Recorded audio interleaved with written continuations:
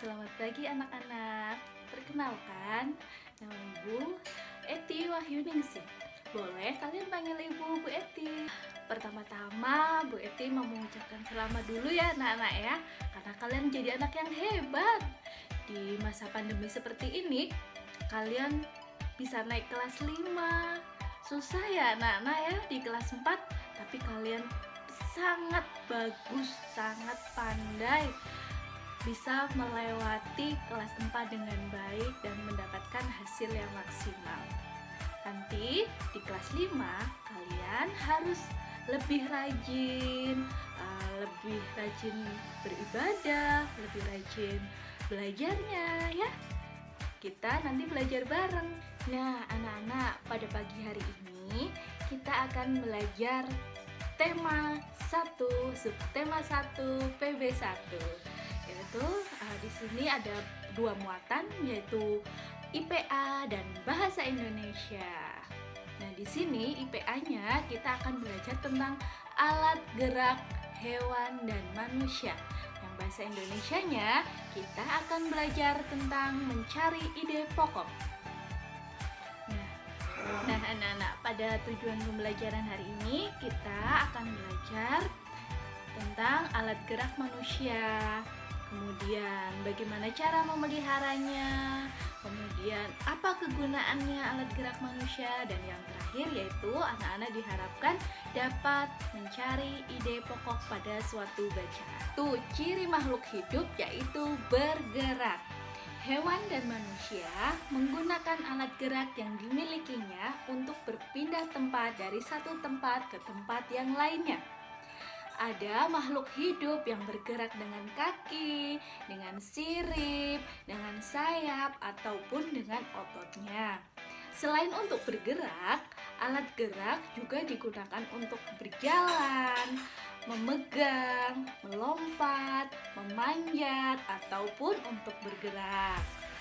Nah, alat gerak ini terdiri dari 2 macam anak-anak. Yang pertama apa? Yang pertama yaitu alat gerak aktif.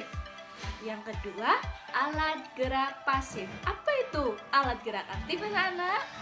Alat gerak aktif yaitu berupa otot. Mana otot kalian? Coba tunjukkan yang kuat. Ini adalah otot. Yang kedua yaitu alat gerak pasif berupa tulang. Mana tulangnya ya? Tulangnya nggak kelihatan karena tulangnya tertutup oleh otot. Otot itu adalah daging kita anak-anak. Coba dipegang.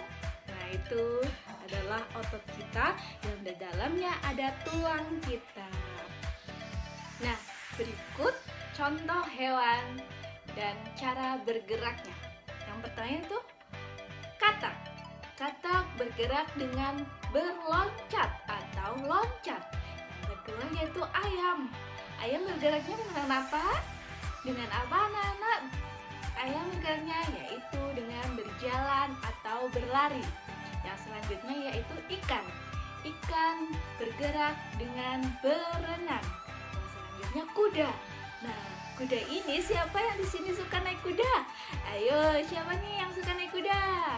Nah, kuda ini bergerak dengan berlari atau berjalan. Yang selanjutnya kelinci.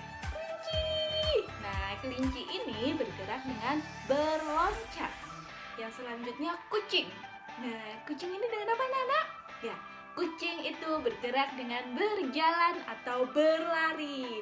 Siapa nih yang di sini suka kucing? Kucingnya lucu ya anak-anak ya. Oke. Nah, itu beberapa contoh hewan bergerak dengan berjalan, berlari, berloncat, ada yang berenang juga. Siapa yang di sini suka berenang?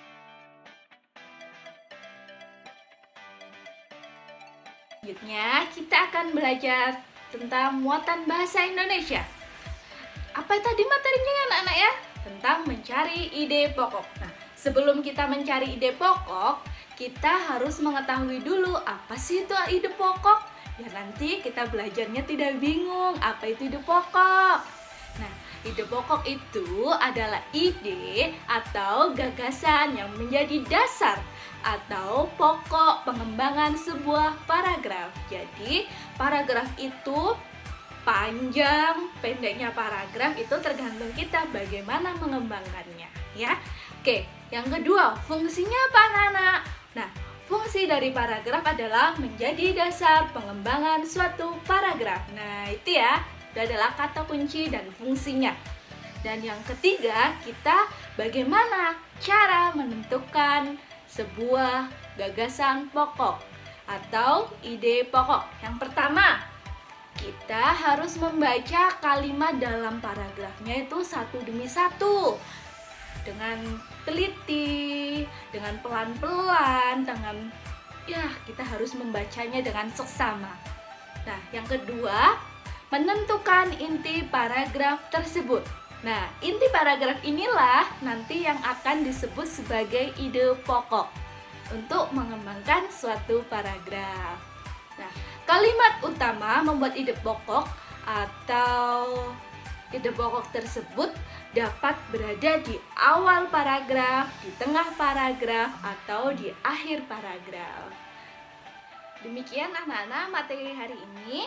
Semoga bermanfaat untuk kalian.